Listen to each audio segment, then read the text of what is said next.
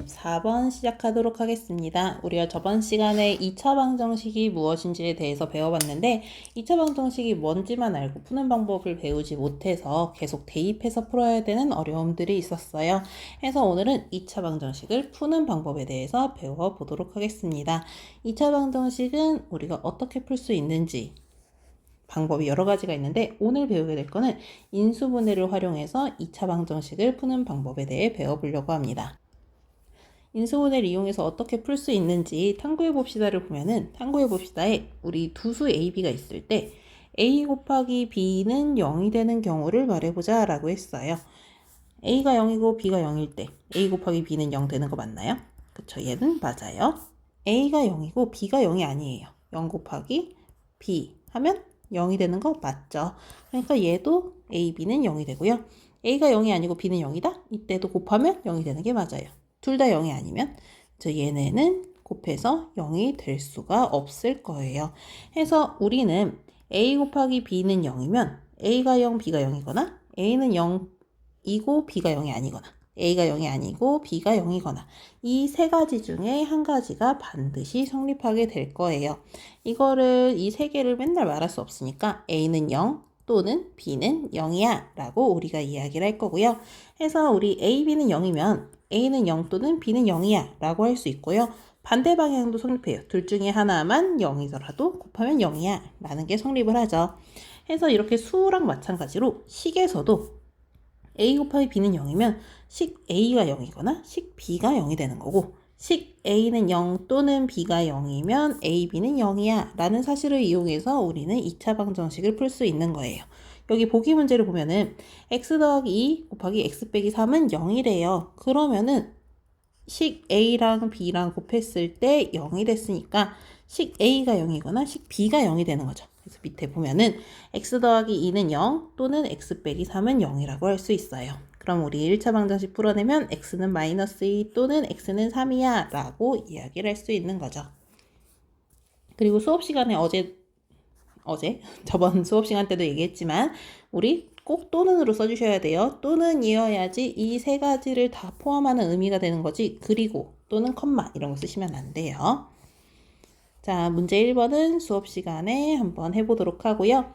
이제 예제 1번 이건 어떤 거냐면 2차 방정식 이런 꼴이 주어져 있다 라고 했을 때 얘가 인수분해를 가능해서 1차식의 곱으로 인수분해 할 수 있으면 앞의 방법을 이용해서 2차 방정식을 풀 수 있는 거예요. 예제 1번에 x제곱 빼기 4x 빼기 5는 0을 푸세요 라고 했으면 얘가 인수분해 되는지 확인해 보는 거예요. 얘는 1, 1, 5, 1 하고서 마이너스 4가 되니까 마이너스 5, 즉 x 빼기 5, x 플러스 1은 0으로 인수분해가 될 수 있고 그러면 우리는 x 빼기 5가 0이거나 x 더하기 1이 0이야.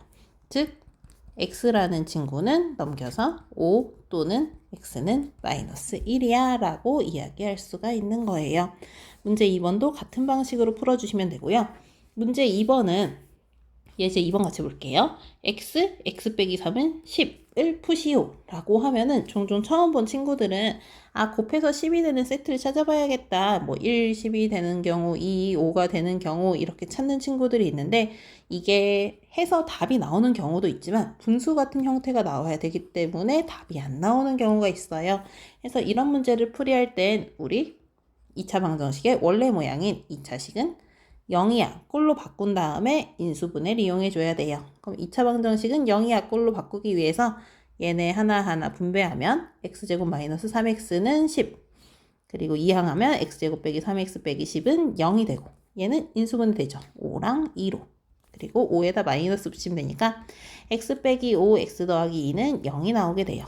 그러면 x 빼기 5가 0이거나 x 더하기 2는 0이 돼야 되니까 x는 5 또는 x는 마이너스 2야 라고 이렇게 풀어주셔야 됩니다. 그래서 이 상태로 문제 푸는 게 아니라 인수분해를 이용하려면 이거는 0이야 꼴로 먼저 바꾼 다음에 문제 풀어주셔야 된다 라는 거 기억하실게요. 문제 3번도 같은 방식으로 풀면 되니까 수업 시간에 풀어보도록 하고요.